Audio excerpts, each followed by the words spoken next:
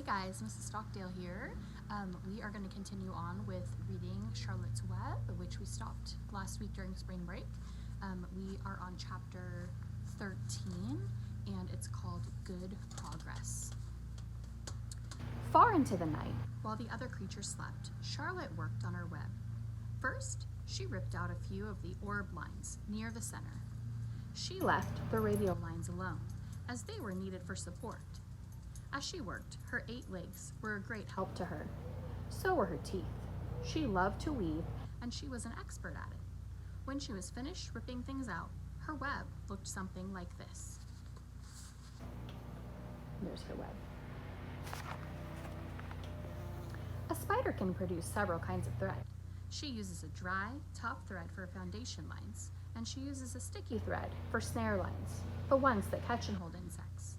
Charlotte decided to use her dry thread for writing the new message. If I write the word terrific with sticky thread, she thought, every bug that comes along will get stuck in it and spoil the effect. Now let's see. The first letter is T. Charlotte climbed to a point at the top of the left-hand side of the web, swinging her spinnerets into position. She attached her thread and then dropped down. As she dropped, her spinning tubes went into action and she let out thread. At the bottom, she attached the thread. This formed the upright part of the letter T. Charlotte was not satisfied, however. She climbed up and made another attachment right next to the first. Then she carried the line down so that she had a double line instead of a single line. It will show up better if I make the whole thing with double lines. She climbed back up, moved over about an inch to the left, touched her spinnerets to the web, and then carried a line across to the right, forming the top of the T. She repeated this, making it double. Her 8 legs were very busy helping. Now for the E. Charlotte got interested in her work. She began to talk to herself, as though to cheer herself on. If you had been sitting quietly in the barn cellar that evening, you would have heard something like this. Now for the R. Up we go, attach, descent, payout line, whoa, attach. Good. Up you go. Repeat. Attach. Descent. Payout line. Whoa, girl. Study now. Attach. Climb. Attach. Over to the right. Payout line. Attach. Now right and down and swing that loop and around and around.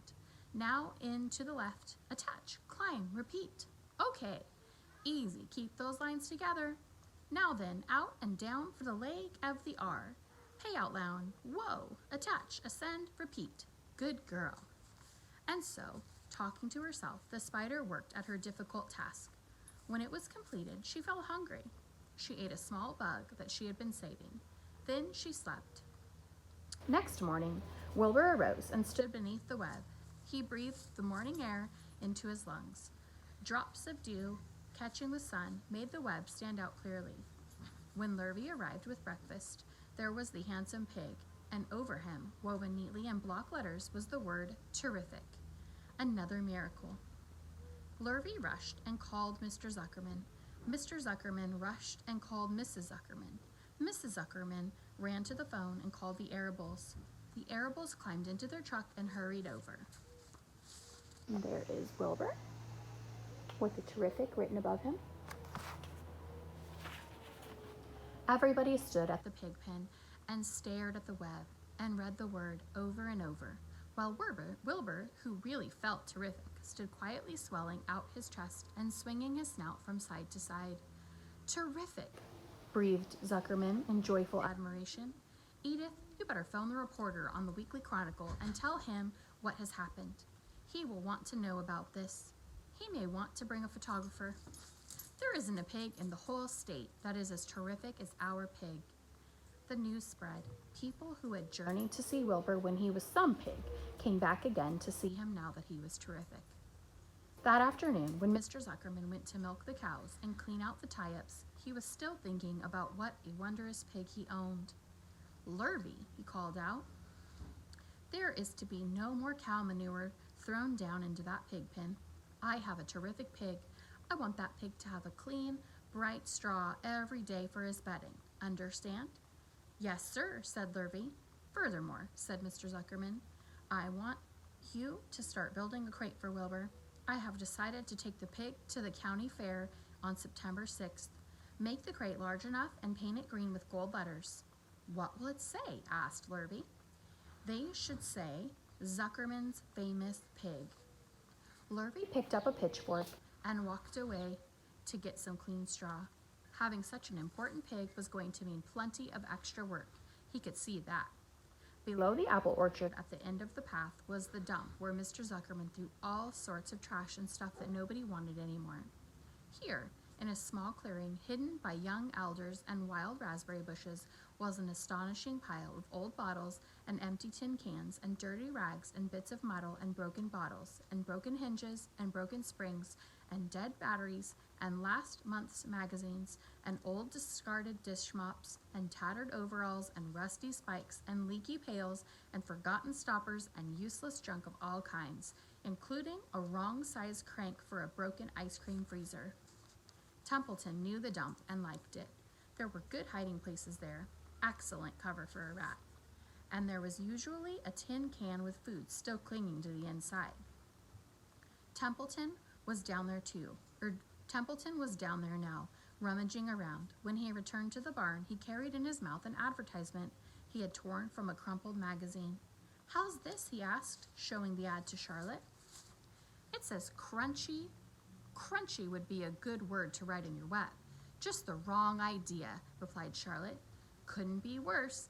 We don't want Zuckerman to think Wilbur is crunchy. He might start thinking about crisp, crunchy bacon and tasty ham. That would put ideas into his head. We must advertise Wilbur's noble qualities, not his tastiness. Go get another word, please, Templeton." The rat looked disgusted, but he sneaked away to the dump and was back in a while with a strip of cotton cloth. "How's this?" he asked. "It's a label off an old shirt." Charlotte examined the label. It said, "Pre-shrunk." And here's Templeton while he's out in the dump. "I'm sorry, Templeton," she said, "but pre-shrunk is out of the question. We want Zuckerman to think Wilbur is nicely filled out, not all shrunk up. I'll have to ask you to try again." "What do you think I am, a messenger boy?" grumbled the rat. "I'm not going to spend all my time chasing down to the dump after advertising material." "Just once more, please," said Charlotte. "I'll tell you what I'll do," said Templeton. "I know there's a package of soap flakes in the woodshed. It has writing on it. I'll bring you a piece of the package." He climbed to the rope that hung on the wall and disappeared through a hole in the ceiling. When he came back, he had a strip of blue and white cardboard in his teeth. "There," he said triumphantly. "How's that?" Charlotte read the words, "With new radiant action." "What does it mean?" asked Charlotte, who had never used any soap flakes in her life. "How should I know?" said Templeton. "You asked for words and I brought them. I suppose the next thing you'll want me to fetch is a dictionary." Together they studied the soap ad. "With new radiant action," repeated Charlotte slowly. "Wilbur," she called. Wilbur, who was asleep in the straw, jumped up. "Run around," commanded Charlotte. "I want to see you in action, to see if you are radiant." Wilbur raced to the end of his yard. "Now back again faster," said Charlotte. Wilbur galloped back. His skin shone. His tail had a fine tight curl in it. "Jump into the air," cried Charlotte. Wilbur jumped as high as he could.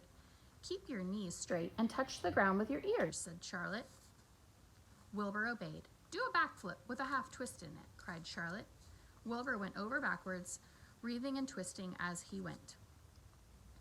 "Okay, Wilbur," said Charlotte. "You can go back to sleep." "Okay, Templeton, the soap ad will do, I guess.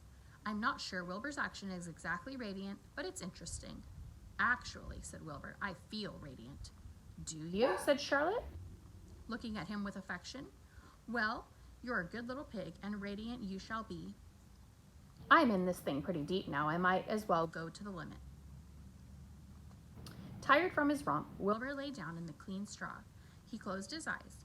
The straw seemed scratchy, not as comfortable as the cow manure, which was always delightfully soft to lie in. So he pushed the straw to one side and stretched out in the manure. Wilbur sighed. It had been a busy day, his first day of being terrific. Dozens of people had visited his yard during the afternoon, and he had to stand and pose, looking as terrific as he could. Now he was tired. Fern had arrived and seated herself quietly on her stool in the corner. "Tell me a story, Charlotte," said Wilbur, as he lay waiting for sleep to come. "Tell me a story." There's a picture of Wilbur while he was galloping around and dancing around, being radiant.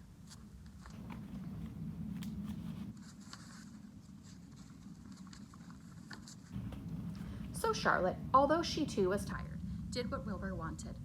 "Once upon a time," she began, "I had a beautiful cousin who managed to build her web across a small stream. One day, a tiny fish leaped into the air and got tangled in the web.